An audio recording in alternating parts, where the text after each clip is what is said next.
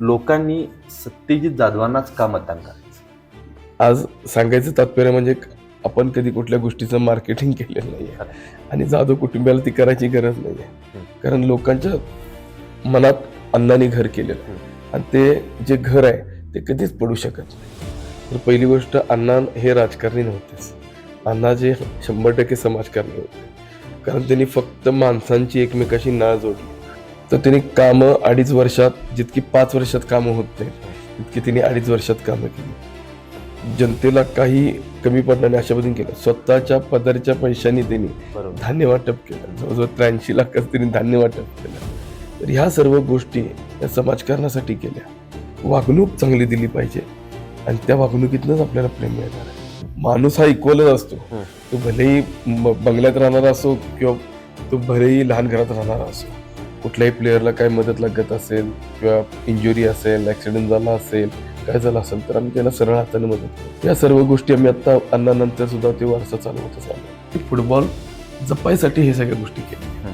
महायुतीला चांगल्या मताधिकारी निवडून द्यावं, झेंडा त्याचा लावावा, फंड भरपूर येतील, कामं भरपूर होतील. नुसतं सत्यजित जाधवांना नाही तर महायुतीच्या 4 उमेदवारांना मतदान करायचं. दर्शको नमस्कार, केके न्यूज मध्ये आपल्या सगळ्यांचं मनापासून स्वागत आहे. महानगरपालिका निवडणुकीची रणधुमाळी आता बघायला गेलं तर सुरू झालेली आहे. 15 तारखेला याच्या निवडणूक आहे आणि त्या पार्श्वभूमीवरती आपण कोल्हापूर जिल्ह्यातील जे काही महानगरपालिकेसाठी इच्छुक उमेदवार आहेत त्यांच्यासोबत गाठीभेटी घेऊन त्यांचे जे काही त्यांच्या प्रभागासाठी असलेले जे काही व्हिजन आहे ते आपण जाणून घेण्याचा प्रयत्न केके न्यूज चॅनलच्या माध्यमातून करत आहे.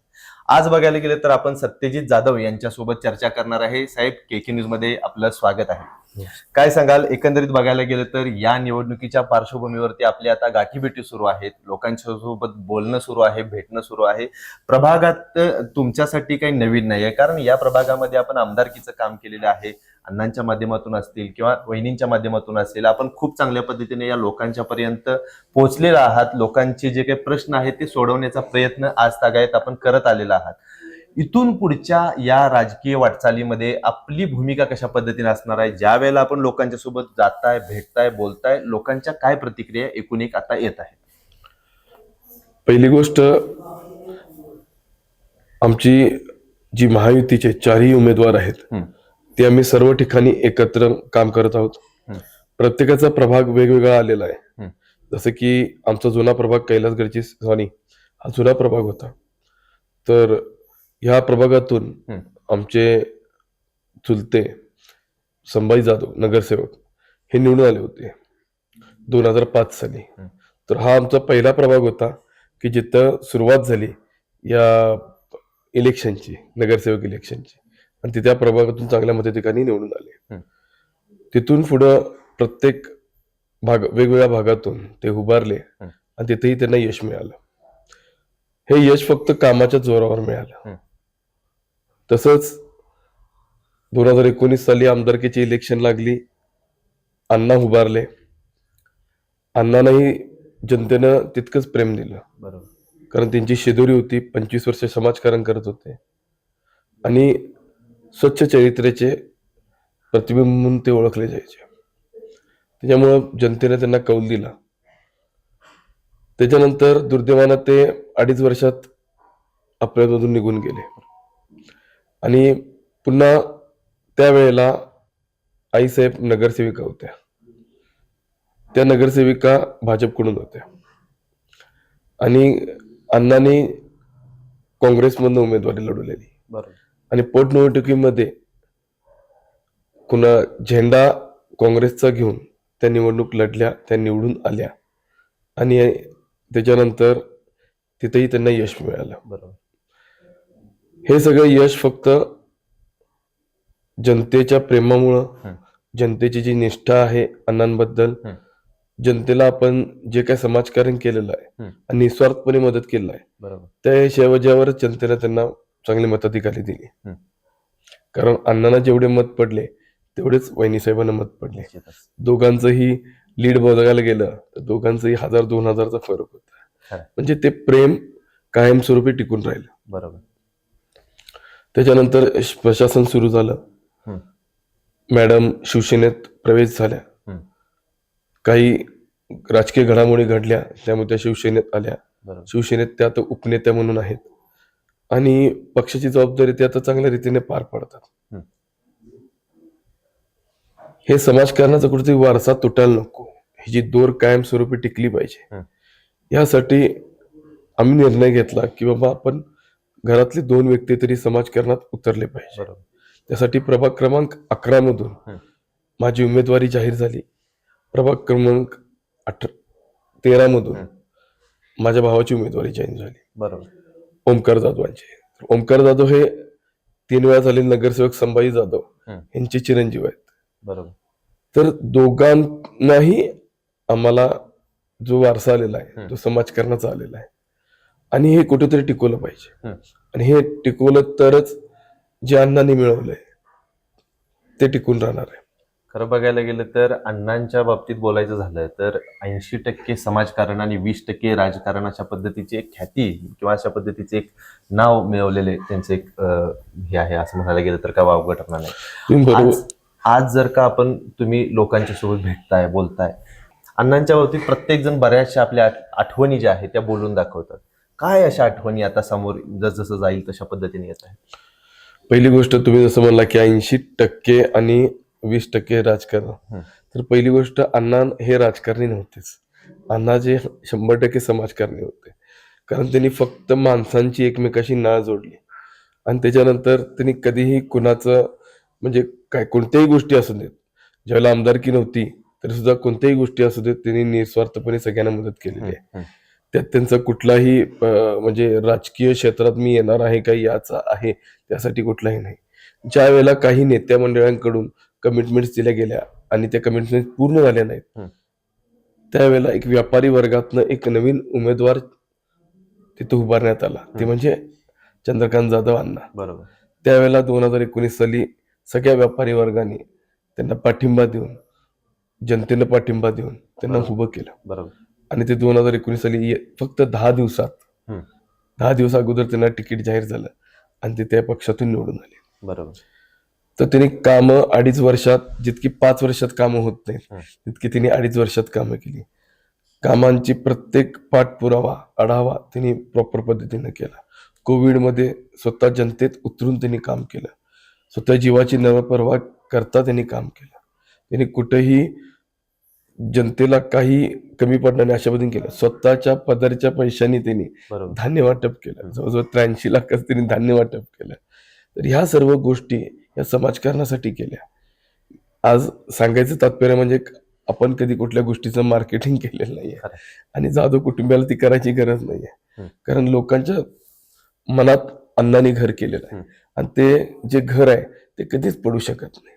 त्यामुळं अण्णांवरचं प्रेम, वहिनींवरचं सुद्धा जे असणारं जनतेचं प्रेम, एक निष्ठावंत सगळ्या गोष्टी ज्या आहेत ह्या फक्त एक आमच्या घराण्यानं दिलेल्या सगळ्या लोकांना रिस्पेक्ट देण्याबद्दल आहे. कारण रिस्पेक्ट जर तुम्ही एका माणसाला देताय तर तुम्हाला 100% रिस्पेक्ट देणार. निश्चितच. वागणूक चांगली दिली पाहिजे आणि त्या वागणुकीतनंच आपल्याला प्रेम मिळणार आहे. आणि आम्ही आत्ता जे उतरलेलो आहे ते समाजकारणाचं धोरण घेऊन उतरलेलं आहे. तर मी एक स्वतः उद्योजक आहे. 1,500 लोक माझ्याकडे काम करतात. त्यामुळं मला माहिती आहे की कष्ट काय असतं. हं. आपल्याला बाकीच्या गोष्टींकडे करायची गोष्टीकडे वेळच नाही आहे. आपल्याला प्युअर समाजकारण करायचं आहे. लोकांच्या अडचणी सोडवायच्या आहेत. गोरगरिबांना मदत करायची आहे. हं. कुठेही कुणालाही रोजगार नसेल त्याला इमिजिएट बेसिसवर रोजगार द्यायचा आहे. हं. प्रभाग तर सुंदर करायचा आहेच, बरोबर. मॉडेल करायचं आहे, नॅचरल पद्धतीने करायचं आहे. म्हणजे तुम्ही विचार करणार डिजिटलायझेशन आणायचं आहे, तिथं काही गोष्टी अनप्लॅन्ड आहेत त्या प्लॅनिंग करायचं आहे. हं. स्लम्स एरिया आहेत तिथं रिडेव्हलपमेंट्स करायचे आहेत. हं. जिथं पार्क्स आहेत तिथं प्रॉपर पार्क्स करून घ्यायचे आहेत. हं. कारण नुसते बाग आहेत पण तिथं काही साधं लॉन सुद्धा नाही आहे आताचं परिस्थिती वगैरे सध्याची. तर तेच तिथं सुशोभीकरण करायचं आहे, बरोबर. चौक सुशोभीकरण करायचं आहे. खरं बघायला गेलं तर आपल्या प्रभागामध्ये साहेब काही भाग आहे तो थोडासा सुशिक्षित आहे आणि काही भाग जर का बघितला तर तो पूर्णपणे मागासलेला आहे. मग ह्या दोन्ही ह्या लोकांना समोर घेऊन जाताना कशा पद्धतीने आपलं नियोजन राहणार आहे? पहिली गोष्ट आज आपण खरं म्हणजे स्लम म्हणूनच लोकांना त्या स्लम मध्ये ठेवलेलं आहे. हं. मला असं वाटतंय तर स्लम मध्ये न म्हणता देणार, कारण ते सुद्धा लोक आहेत पण ते त्यांच्या जे त्यांचा स्वतःचा रेव्हेन्यू आहे हं. त्याच्यावर त्यांना क्लासिफाय केलेलं आहे की बाबा ते स्लम एरियामध्ये. माणूस हा इक्वलच असतो. हम्म. तो भलेही बंगल्यात राहणारा असो किंवा तो भलेही लहान घरात राहणारा असो. जसं तुम्ही म्हणताय स्लम, माणूस हा एकच असतो. एकच भाषा बोलली जाते, एकच प्रेम एकमेकाला दिलं जातं. हम्म. त्यामुळे मला वाटत नाही की स्लम एरिया हम्म. आणि ह्याच्यामध्ये काय इक्वेलिटीज करायला नको. म्हणजे स्लम त्यांना एरिया आपण पुढचं नियोजन कसं राहणार आहे, म्हणजे प्रॉपर्टी पहिली गोष्ट किंवा इतर. प्रॉपर्टी कार्डचा जो प्रश्न आहे, आता महायुतीचं सरकार आहेच, बरोबर. राज्यामध्ये आहे, केंद्रात आहे. आणि आता जाता जाता काल आता तुम्ही बघताय की जो महायुतीला ओढ आहे, तर 100% महानगरपालिकेला महायुतीचा झेंडा लागणार आहे. तर त्या महायुतीचा झेंडा लागल्यानंतर 100% तातडीनं पहिला आम्ही जे काय प्रॉपर्टी कार्डाचे, हाच भाग नाही, सगळ्याच भागामध्ये हा प्रॉब्लेम आहे प्रॉपर्टी कार्डचे. तर हा प्रॉपर्टी कार्डचा विषय आम्ही तातडीनं घेऊन हे सगळे विषय सोडणार आहे. कारण ह्याचा फायदा त्यांनाच होणार आहे. कारण आम्हाला माहिती आहे की कुणाला धंदा चालू करायचा असेल, त्याच्या घरावर कर्ज होत नाही प्रॉपर्टी कार्ड नसेल तर, या सर्व गोष्टी माहिती आहेत. बरोबर. तर हे पहिल्या तातडीनं सॉल्व्ह केलं जाईल. त्याच्याबरोबर स्लम एरिया म्हणताय तुम्ही, प्रीमियम एरिया म्हणताय, मिडल क्लास एरिया म्हणताय, तर आम्ही सगळ्यांना एकसारखेच ट्रीटमेंट देणार.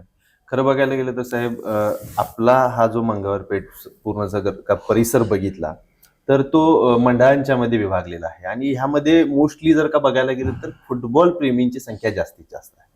अण्णांनी या फुटबॉल प्रेमींच्यासाठी, यात पूर्ण तरुणांच्यासाठी खूप मोठं योगदान दिलेलं आहे आणि ते म्हणजे पूर्ण कोल्हापूर जिल्ह्याला माहिती आहे. तुम्ही तुमच्या पुढच्या कारकिर्दीमध्ये त्या फुटबॉल खेळाडूंच्यासाठी काय आपण वेगळं नियोजन किंवा व्हिजन असं काय ठेवलेलं आहे? आता तर बघायला गेलं तर अण्णानंतर फुटबॉलचा वारसा मी जपलेलाच आहे. मी 16 संघांना दरवर्षी किट, बूट, त्याच्यानंतर स्टॉकिंग्स हे आम्ही कंपल्सरी आमच्याकडून देतो, जाधव इंडस्ट्रीज कडून. आणि दरवर्षी एक गेट टुगेदरचा कार्यक्रम सुद्धा करतो आणि आम्ही त्याचं किटचं वाटप सुद्धा करतो. त्याच्यानंतर आम्ही दरवर्षी हंगामी फुटबॉलच्या हंगामीला आमचा स्वतः चंद्रकांत चषक असतो. त्या चंद्रकांत चषकाच्या माध्यमातून आम्ही मोठा कार्यक्रम घेतो. पब्लिक भरपूर प्रतिसाद देतात आणि सगळ्या टीमांना वेगवेगळ्या योग्य त्या बक्षीसरित्यानं आम्ही तो पूर्ण प्रोग्राम पार पाडतो. तर असे उपक्रम आम्ही राबवतो. कुठल्याही प्लेअरला काही मदत लागत असेल किंवा इंजुरी असेल, ऍक्सिडेंट झाला असेल, काय झालं असेल, तर आम्ही त्याला सरळ हाताने मदत करतो. बरोबर. या सर्व गोष्टी आम्ही आता अण्णानंतर सुद्धा ते वारसा चालवतच आलेला आहे. आणि आता जो फुटबॉल आहे, ह्याच्यानंतर जे पेठांमध्ये फुटबॉल टिकवला गेलाय, हे टिकवायसाठी आम्ही हे सगळं करायला लागलो. कारण का एका टीमाचा खर्च किती असतो हे मला माहित आहे. कारण आमच्या इथेच उपनगरातली एक सम्राटनगर टीम आहे, मंगळपेठेतल्या काही टीम्स आहेत ज्यांना आम्ही सरळ हाताने मदत करतोय, आजपर्यंत करत आलेलो आणि करतही राहणार आहे याच्या पुढे. तर अशा टीम्स ज्या आहेत तर त्यांनाही ते टिकले पाहिजेत. कारण सगळ्यांनी जर थोडा थोडा हातभार लावला तर हे तालीम संस्था सगळ्या टिकून राहणार आहे. कारण त्यांना इन्कम सोर्स कुठला जनरेट नाहीये. बरोबर. चषकला बक्षीस किती असतं? 2-2.5 लाखाच्या वर नसतं, ठीक आहे, पण टीमला खर्च 25-30 लाख 40 लाख रुपये येतो. बरोबर. बाहेरचे प्लेयर्स घ्यायचे असतात, सगळे असतात, सर्व गोष्टी असतात. त्यामुळं ही हातभार कुणीतरी पुढे येऊन लावला पाहिजे. हे जाधव कुटुंबीय त्यासाठी फुटबॉल जपायसाठी हे सगळ्या गोष्टी केल्या.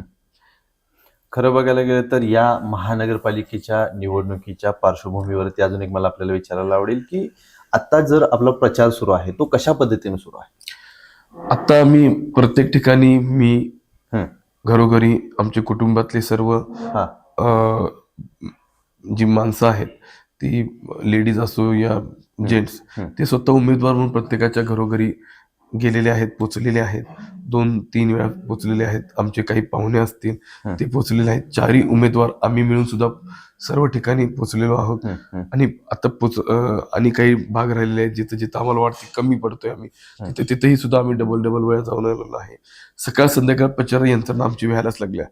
त्यामुळं आज आपण सुद्धा बघा 4 दिवस झालं तुम्ही माझी मागताय, इंटरव्ह्यू मागताय, पण मला देता आलं नाही. कारण का प्रचार यंत्रणेतच आम्ही दिवस कमी भेटले. कारण 30 तारखेला माझं तिकीट जाहीर झालं आणि लगेच मला 15 दिवसच मिळाले. तर त्यात आपल्याला 4 प्रभागात पोचायचं आहे, प्रत्येक ठिकाणी पोचायचं, प्रत्येक घरात पोचायचं आहे. कारण प्रत्येक माणसाला वाटत असतं की होणारा नगरसेवक कोण आहे, निदान चेहरा तरी आम्हाला बघू दे. तर त्यांची प्रत्येकाची इच्छा असते. पण मी माझ्या मतदाराला सांगतो की, आणि दिलगिरी पण व्यक्त करतो, कुणी राग मारून घेऊ नका, कारण कमी दिवस सगळ्या भागात सगळ्याच उमेदवारांना मिळाले, बरोबर आहे. कमी दिवस. त्यामुळे कोण कुठं पोचलं असेल तर त्याची व्यथा करू नका. पुढची काम आपल्याला चांगली करायची आहेत. बरोबर. महायुतीचे सर्व उमेदवार सक्षम आहेत म्हणून त्यांना 750 फॉर्म आलेले महायुतीकडे, त्यातले 81 उमेदवार चांगले निवडून घेतलेले आहेत. बरोबर. तर ते उमेदवार काम करतील या दृष्टिकोनातून निवडून घेतलेले आहेत. बरोबर. तर सगळ्यांनीच माझं मत आहे की सगळ्या मतदारांनी, सगळ्या भागातले मतदार, नुसतं आमचाच प्रभाग नाही तर सगळ्या भागातल्या मतदारांनी असं करावं की सगळ्या चारही उमेदवाराला कोण कुठं पोहोचलं असेल नसेल त्याची ख्याती न करता महायुतीला चांगल्या मताधिकाऱ्यांनी निवडून द्यावं, झेंडा त्याचा लावावा, फंड भरपूर येतील, कामं भरपूर होतील. आता बघताय तर तुम्ही इलेक्शनच्या मुवमेंटवर रोडची कामं सुरू आहेत असं नाही, त्याच्या अगोदर सुद्धा रोडची कामं सुरू होतील. बरोबर. या इलेक्शन तातडीने लागलेले आहेत, कारण आपल्याला काही एक महिन्यापूर्वी माहित नव्हतं की इलेक्शन लागणार आहे की नाही. बरोबर. जिल्हा परिषद लागणार होतं ह्याच्या अगोदर, नगरसेवकच्या अगोदर. ते जिल्हा परिषद मागत राखली आणि नगरसेवकचे इलेक्शन अगोदर लागलं. बरोबर. तर प्रत्येकाला दिवस कमी मिळाला. तर जनतेला सज्ञान आहे, तर सज्ञान जनतेला हे सगळ्या गोष्टी माहिती आहेत. आणि काही खालचा वर्ग जो असेल, जे वृद्ध वर्ग आहे, त्यांना या राजकीयांची काही ते विलिप्त असतात राजकारणात, तर त्यांनापर्यंत ही बातमी पोचवा, त्यांना सांगा, प्रबोधन करा. दुसरं साहेब मला विचारायला आवडेल की आता वहिनी साहेब जर का बघायला गेलं तर शिवसेना पक्षाच्या उपनेत्या म्हणून काम करत आहे, चांगल्या पद्धतीने त्यांचं वर्किंग सुरू आहे. त्या निमित्तानं तुमची असेल, वहिनी साहेबांची असेल, एकनाथ शिंदे साहेबांच्या सोबतची जवळीकता वाढलेली आहे. त्यांची कामाची पद्धत, त्यांचं कोल्हापूरवरती असलेले विशेष प्रेम हे कशा पद्धतीनं आहे आणि त्या प्रेमाचा कोल्हापूरसाठी कशा पद्धतीनं फायदा होऊ शकतो उद्याच्या काळामध्ये? पहिली गोष्ट, आमच्या माननीय एकनाथजी साहेबांचा कायम कोल्हापूरला कल राहिलेला आहे. कारण प्रत्येक वेळेला ते कोल्हापुरात माझ्या मते महिन्यातनं एकदा तरी येतच असतात कोल्हापुरात. आणि त्यांचा कल, त्यांचा विश्वास कोल्हापूरच्या जनतेवर आहे, आई अंबाबाई महालक्ष्मीवर आहे. बरोबर. आणि तिथून त्यांनी सुरुवात केली आपल्या पक्षाच्या प्रचाराची. तर कोल्हापूर पहिलं असं शहर होतं की जिथं त्यांनी आपल्या प्रचाराची सुरुवात केली, महालक्ष्मीला वंदून सुरुवात केली. तर तो विश्वास त्यांना कुठंतरी कायमस्वरूपी जाणवलेला आहे. त्यामुळं त्यांनी कोल्हापूरला चांगल्या पद्धतीने भर दिलेली आहे. सेनेला चांगलं पाठबळ मिळालेलं आहे, कोल्हापुरात यश मिळालेलं आहे. कोल्हापूर शहर पहिल्यापासूनच सेनेची होती, त्यामुळे शिवसेनेला एक वेगळं बळ आहे. त्यांचा प्रत्येकाचा एक साचा आहे जो काम करत असतो. कुठल्याही शिवसैनिकाच्या कार्यकर्त्याला सांगायला लागत नाही की तू शिवसेनेचा प्रचार करू नको, प्रचार करायला लाग म्हणून. बरोबर. ते ऑटोमॅटिक न सांगायच्या अगोदर प्रचार चालू करतात. बरोबर. कारण का, ते त्यांचं प्रेम आहे, त्यांचा हक्क आहे, त्यासाठी ते लढतात. त्यामुळे मला वाटत नाही की ते महायुतीला तर 100% सगळ्यांना सपोर्ट करणार आहेत, पण प्रत्येक शिवसैनिकाला सुद्धा ते जवळकीनं आपला परिवार म्हणून ते सपोर्ट करणार. निश्चितपणे साहेब, उद्याच्या निवडणुकीच्या पार्श्वभूमीवरती लोकांना, तुमच्या मतदारांना आव्हान काय कराल?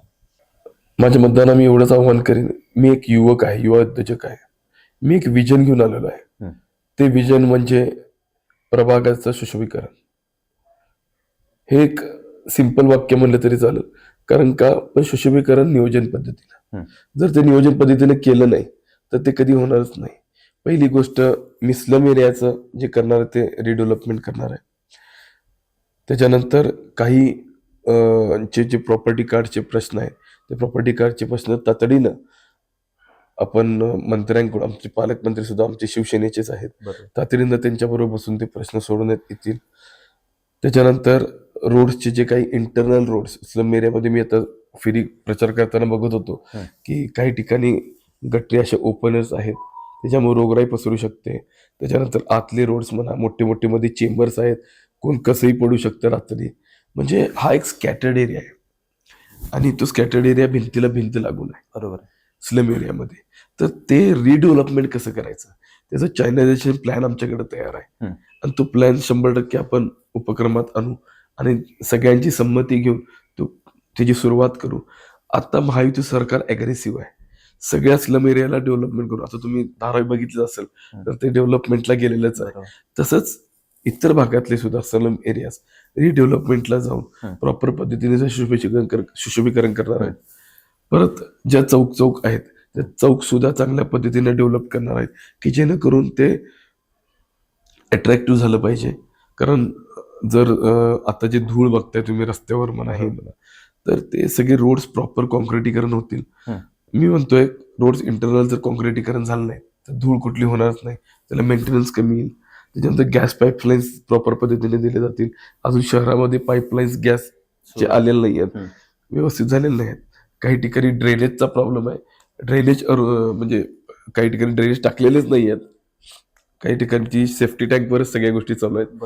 तर ह्या जे प्रॉब्लेम्स आहेत हे कॉमनली सगळे डिपार्टमेंट घेऊन बसून सोडून तातडीनं मिटिंग लावून त्याच्यावर पर्याय काढून फेज वाईज आम्ही ही सगळी कामं कम्प्लीट करणार आहे. आपल्याला 5 वर्षाचा कालावधी मिळतोय, त्याच्यामध्ये रोडमॅप आपला तयार आहे की पहिल्या वर्षी काय करायला पाहिजे, दुसऱ्या वर्षी काय करायला पाहिजे, तिसऱ्या वर्षी काय करायला पाहिजे. त्याच्याबरोबर सर्व सुविधा आमच्या ऑफिसमधून ऑलरेडी त्या चालूच आहेत.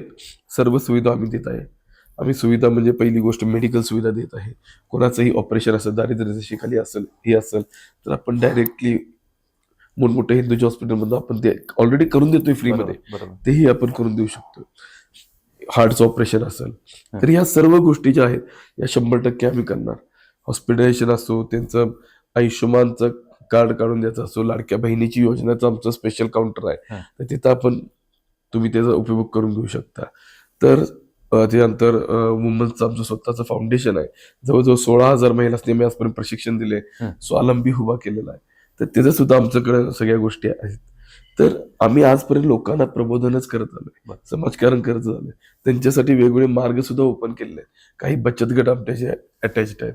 तर या सर्व गोष्टी घेऊन त्यांचा एक साचा बनवू, या सगळ्या आमच्या मतदारसंघाला याचा फायदा होणार. तर हा जर फायदा होणार आहे तर 100% त्याचा प्रतिसाद आमच्यापाशी चांगला असणार. शेवटचा माझा साहेब प्रश्न आपल्याला, लोकांनी सत्यजित जाधवांनाच का मतदान करायचं? पहिली गोष्ट, नुसतं सत्यजित जाधवांना नाही तर महायुतीच्या 4 उमेदवारांना मतदान करायचं. सत्यजित जाधवांना मतदान नुसतं का करायचं नाही, कारण आम्ही महायुतीतले सगळे उमेदवार आहोत. आणि मी त्यानिमित्त सांगेन की पहिल्यापासून आमचं जे काम आहे ते स्वच्छ प्रतिमेनं आम्ही काम करत आलेलो आहे. सगळ्यांना माहित आहे की वेगळं काय सांगायला लागतच नाही अण्णांबद्दल, वहिनींबद्दल. आणि वहिनीनंतर सुद्धा आज मी जो उद्योग समूह सांभाळलाय तो चांगल्या पद्धतीने सांभाळलाय. We are the best renowned industrialist. आम्ही त्या पद्धतीनं इथं मॅनेजमेंट राबवून चांगल्या पद्धतीनं आपल्या प्रभागाचं नाव कसं होईल, सक्षम प्रभाग कसा होईल, आमचा प्रभाग कायम 1 नंबरला असेल ह्याची मी इथंच गवाही देतो. कारण का आम्ही ते विजन घेऊनच उतरलोय. कारण आपल्या बाकीच्या गोष्टींची कुठली गरजच नाही आहे. आपल्याला फक्त चांगल्या पद्धतीने काम करायचं आहे, चांगले रोड्स आणायचे आहेत, बजेट्स आणायचे आहेत, चांगलं सुशोभीकरण करायचं आहे, एवढंच आपला ध्यास आहे. आणि इतरांचीही मदत करायची आणि सर्वसामान्य लोकांची, कुटुंबाची, सर्व लहानांपासून मोठ्यांपर्यंत आणि वृद्धांपर्यंत सर्वांचीही आपल्याला मदत करायची आहे. एक बघायला गेलं तर एक वेगळं व्हिजन घेऊन मी या महानगरपालिका निवडणुकीच्या रिंगणात उतरलो आहे. खरं बघायला गेलं तर अण्णांचा एका बाजूला वारसा आहे, पण त्याच्या व्यतिरिक्त व्हिजन ठेवलेलं आहे. खूप चांगल्या पद्धतीनं कोल्हापूरचा एक आदर्श प्रभाग, अशा पद्धतीचा हा माझा प्रभाग होईल, अशा पद्धतीचं मत, अशा पद्धतीचं एक व्हिजन सत्यजित जाधव यांनी या ठिकाणी आपल्याशी बोलताना व्यक्त केलेलं आहे. तर केके न्यूज चॅनेलच्या माध्यमातून सुरू असलेला आपला हा कार्यक्रम, सुरू असलेला आपली ही मुलाखत, तर सत्यजित जाधव साहेबांच्या सोबत आपण आज चर्चा केली. त्यांच्यासोबत त्यांचं जे काही या प्रभागाच्या निमित्तानं असलेलं त्यांचं जे व्हिजन आहे ते आपण जाणून घेण्याचा प्रयत्न केला. तुर्तास तरी या व्हिडिओसह, या मुलाखतीसह मी इथं थांबतो. तुम्हाला हा व्हिडिओ कशा पद्धतीने वाटला हे आम्हाला कमेंट करून जरूर कळवा. कॅमेरामन सचिन वरेकर यांच्यासह मी अभिजित. धन्यवाद.